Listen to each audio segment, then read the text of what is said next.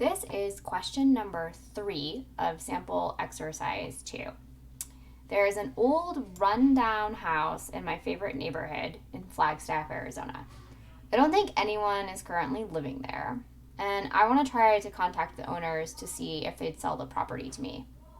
So where should I look to find out who owns the property? Well, again, I think one of the most important places to start is just with this list of how to access Arizona public records. Because this is going to be a kind of property record, we know that it's going to be down by the business records, and it's probably, so you might think liens against property, but probably not, in the sense that it could be the case that this person owns their property outright. So that's going to be perhaps a little bit lower. It would only work if someone had a mortgage on a particular property.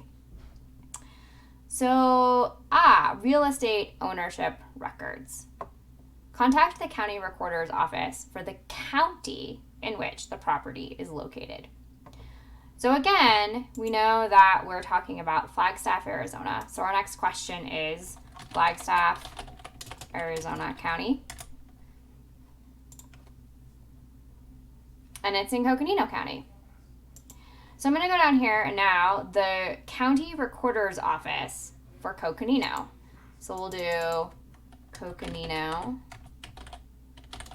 County Recorders.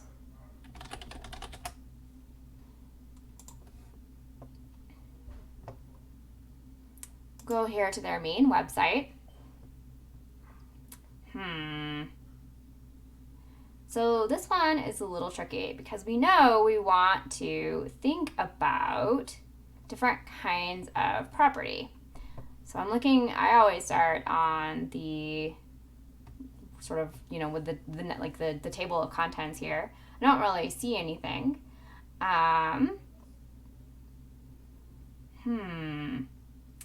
Where do we go?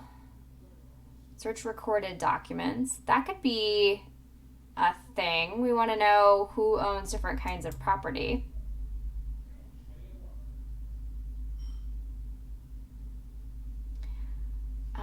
Arizona record. Printed images are unofficial. You have to pay. Let's see what we had here.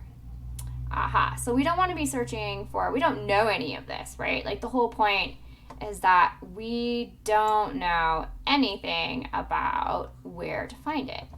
So let's go back to here. What I'm going to do is go ahead and see. I'm going to see, I want to see if there are some, maybe I want to view county maps. Because I only know where it is. I don't know who owns it or anything about that.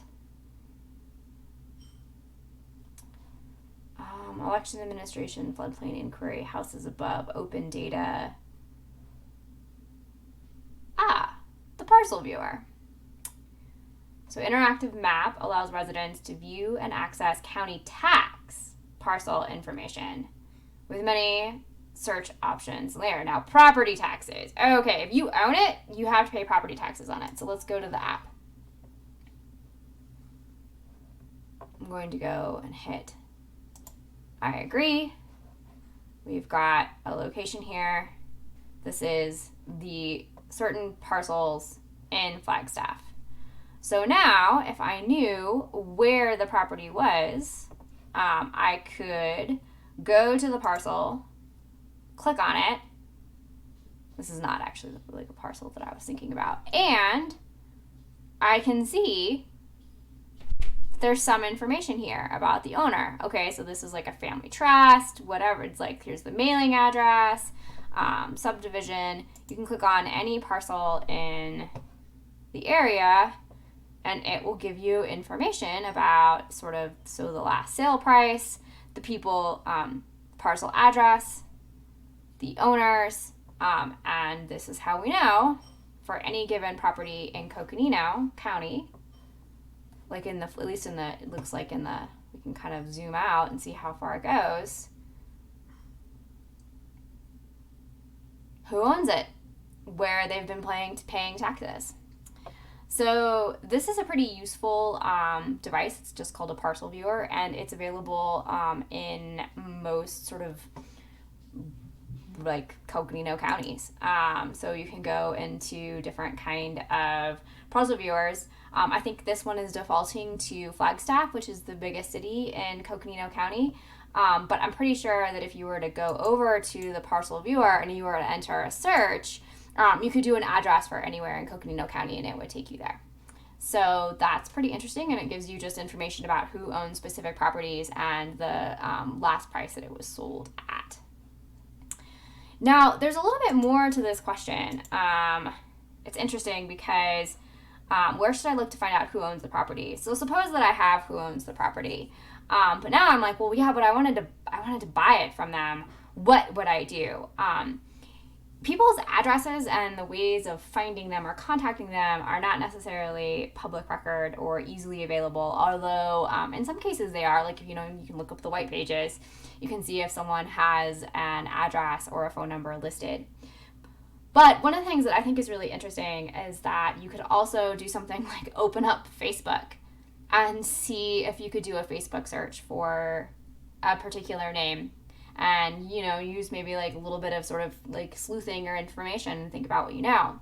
But one of the things that I also really like to highlight when we talk about these different kinds of government information is that if you have someone's name, or if you know some of the information that's sort of basically available about them from something like Facebook, these kinds of tools actually allow you to put together a really robust picture of a lot of the details of their life. And so I think there's something kind of interesting just like living in the day, in the age of social media, where you can really combine a lot of different kinds of information about people just to, like with publicly available information. And there is a huge industry of people who sort of do that for a living, and just like different kinds of aggregations and the creation of databases about information.